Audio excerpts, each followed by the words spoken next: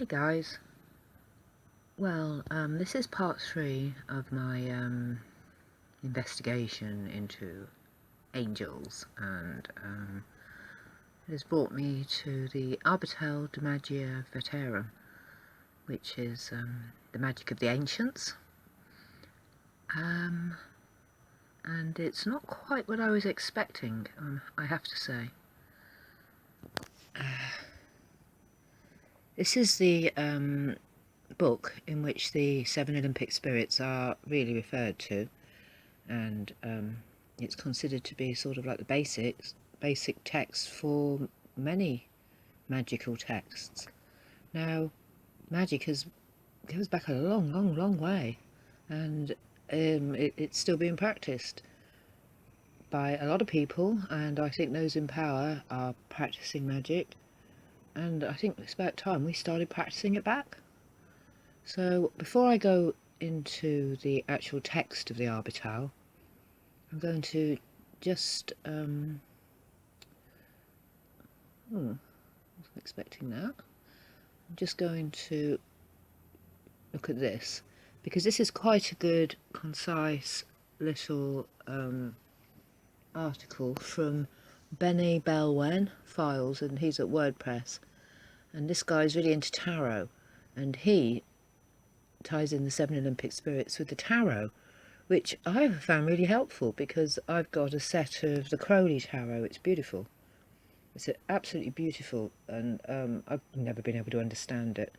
But since I've started looking into these Olympic spirits, I now see that they're referred to with colour and number and all sorts of stuff. So yeah, this is blowing me open a bit, this Olympic spirit stuff, because it's like I've been sky watching for coming up for 5 years now, and I've always been a bit of a wishy-washy sort of person around religion, and I know I'm psychic. I've had premonition dreams, and all sorts of stuff happens in my life, and similarly with my sisters and with my own daughters and my mum. My mum was always very psychic, and still is, and was always recounting strange tales to us when we were children. And then, I mean, I've already sort of done a video about occult influences that I had as a teen, and it does seem to me as if there was like a plan afoot, either to draw you in to the dark magic or to put you off altogether, so you didn't do anything. And Christian indoctrination. I mean, I like to tell people I haven't got a religion, but from the age of about 2 or 3 till 6 or 7, I did go to church quite regularly with my grandparents, and I think stuff goes in, you know. So this thing, the Arbatel, this little book, is not quite what I was expecting from a so-called grimoire magical text, because I think many of us have been conditioned to think that when you summon up spirits, it's all bound to go to crap, but it seems not. Right, okay. The Tarot, the Magus and the Olympic spirits. A key concept found in ritual magic from the Renaissance is that of the 7 Olympic spirits, namely sourced through the written works of an alchemist, astrologer and physician named Paracelsus, and grimoires such as the Arbatel de Magia Veterum or the Magic of the Ancients. The reference to Olympus in the name conveys the metaphor of celestial divinities that bear planetary affiliations and hold powers of influence over the events on Earth. So the Arbatel is now considered the seminal medieval text for working with the Olympic spirits. In it, the 7 Olympic spirits are revealed as each holding office over certain destinies with the power to administer charms for changing fate, to the extent authorised by the Holy One, or the biblical God. The spirits are conferred their powers from God. So the Arbatel is very sort of like inclined towards the Christian concept of God, the biblical, well, Christian, New Testament, Old Testament, the concept of God as being a biblical God. However, the concept of the Olympic spirits goes back further than this. So in Zoroastrianism, let's move down slightly. Yeah. In Zoroastrianism there are 7 divine sparks, and these are celestial beings that the Magi can call upon to improve fates, and they in turn correspond with the 7 luminaries and planets like the Olympic spirits. Yeah? So 7 was significant in Zoroastrian mysticism and Persian magic. Ancient cities and fortresses were built on the sacramental 7. 7 walls, 7 floors, 7 rooms, 7 halls, 7 battlements, etc. to represent the 7 planetary bodies.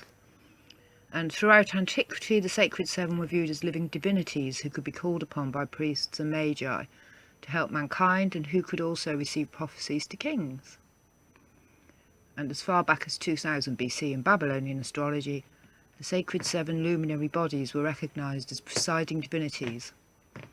So, pre-Olympic spirits, we had the Babylonians doing it, and the Rosicrucians doing it. Right.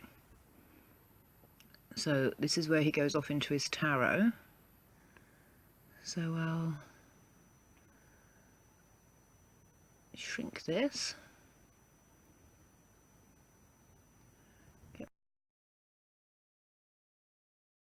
Magic. So concerning the magic of the ancients. So it's newly translated, edited and annotated by Joseph H. Peterson. Now, Joseph H. Peterson has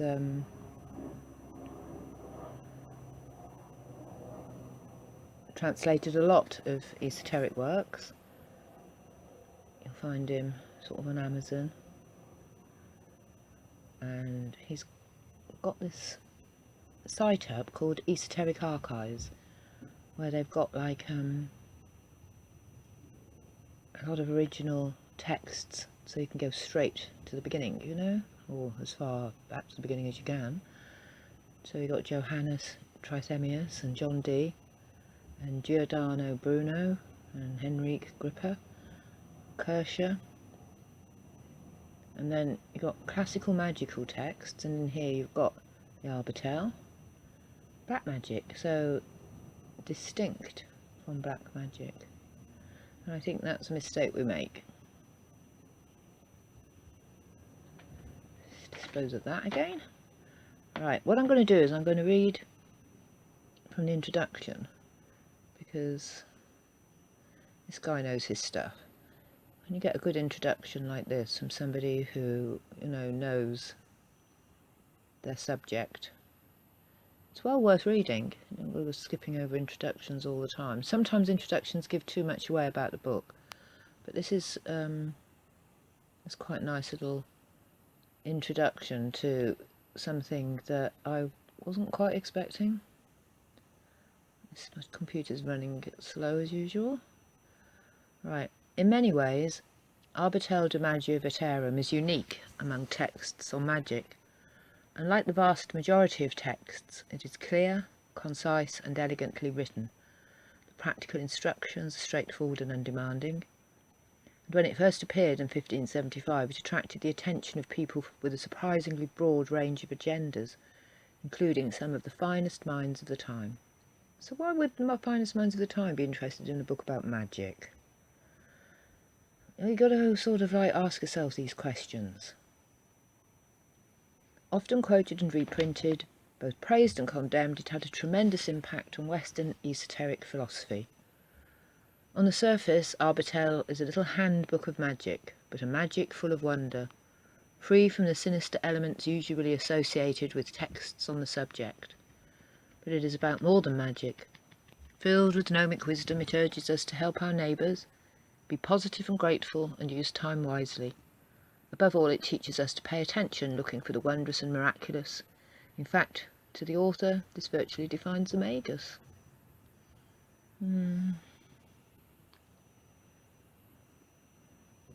So he talks about the origins of the title,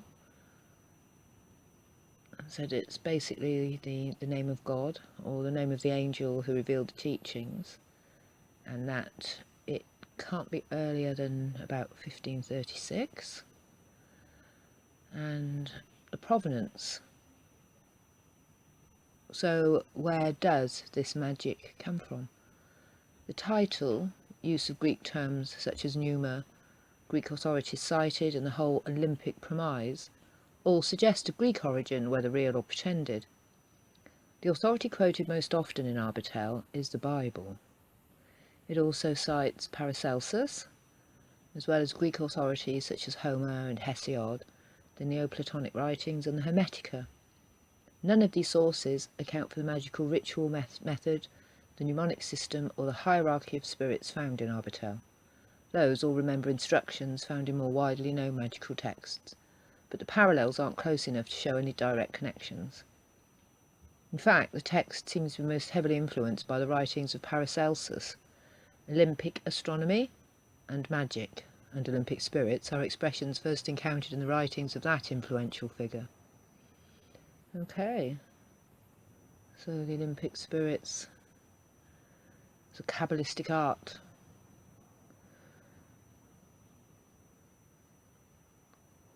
Here, look at this. Stars can be within people, and through the Olympic spirit can travel. Damn internet, it's just slow.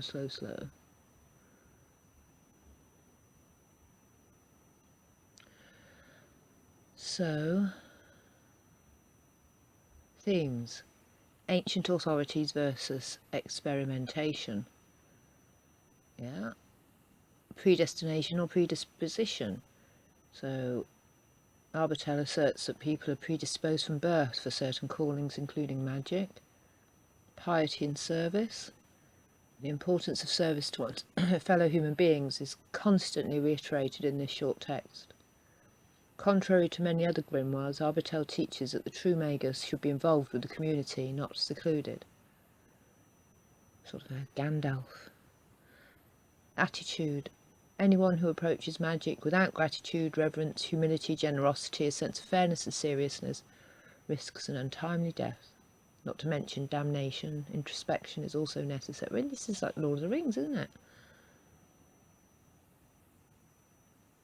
It often seems that people who complain the most suffer the worst luck. Perhaps the simplest explanation is the one found in Arbatel, that we attract unseen entities that influence such things. So we have to be a little bit more careful and improve our luck. So,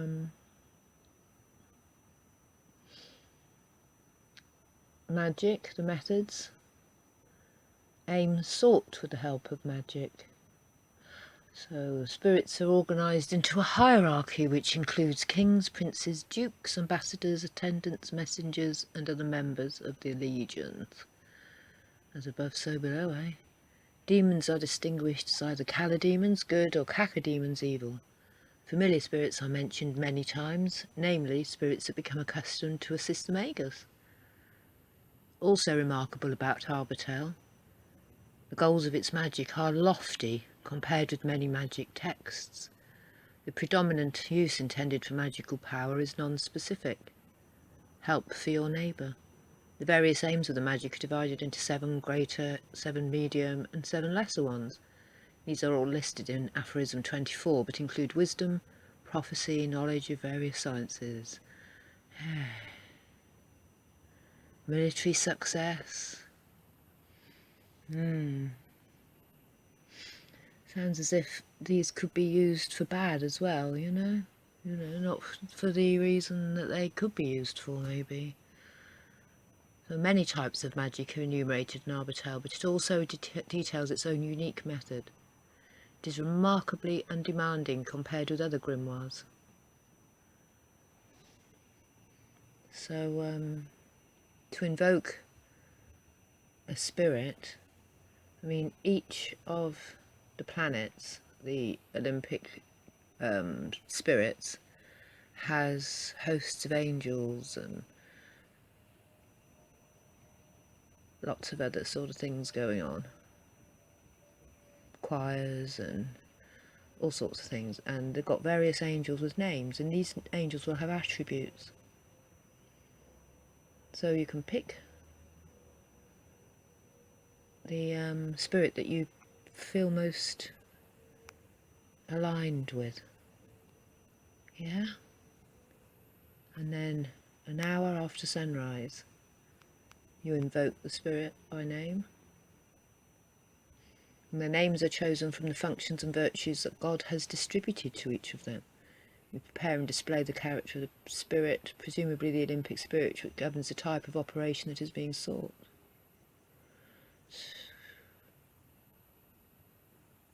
Numerology and the Seal of Secrets. Now, this stuff goes very, very deep. We go into all sorts of areas like the Key of Solomon, and also the Arbatel talks about elemental creatures and how it is possible for them to crossbreed with humans, water nymphs and the like. I think the world was once very, very different.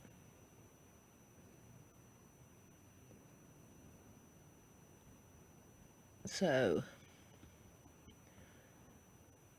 I'm going to wind it up here.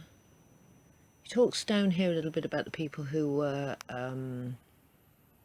influenced by the Arbatel, including John Dee, and apparently it was to the Olympic spirits that he was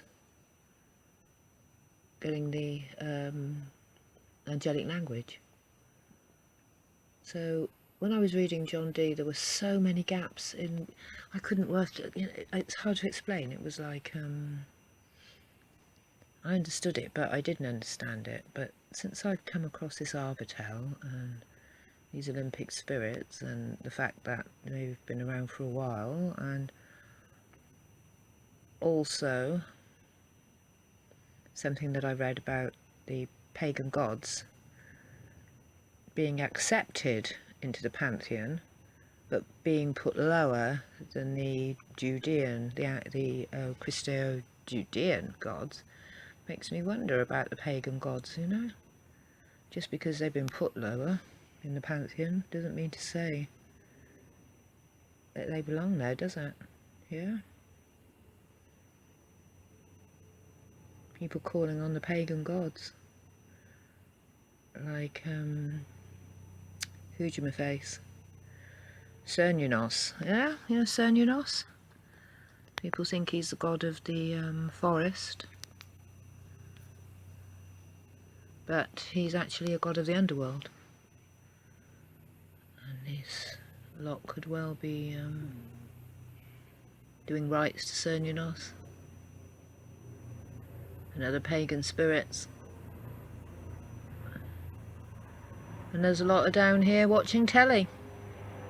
Watching telly and going on Facebook and letting them run rings around us. And we could just be doing it back. Yeah? But the Arbatel does sort of stress that you have to be very clean living. It's alchemy, isn't it? It's the alchemical journey. In the alchemical journey, the gross matter becomes gold, and in the spiritual alchemical journey, you attain the light body. But you have to care for others and move away from this awful, awful physical world that we live in. And the more I'm finding out, the more I'm seeing. I mean, I don't know what has been going on with me. It's like I'm having some sort of like spiritual awakening thing happening at the moment, and it's okay, you know. I think I'm ready for it. I've been fighting this for a few years, and the last week or so, I can't explain it. Today, I can't explain it today at all. Today was just... And I think it's because I'm allowing myself to see for once the truth of what's happening. So the Arbatel concerning the magic of the ancients, the highest study of wisdom. In all things consult the Lord, and don't think, speak or do anything without God's counsel. So this is what I'm going to be looking at in my next video. And if you've got this far, thanks for watching. And comment and let me know what you think.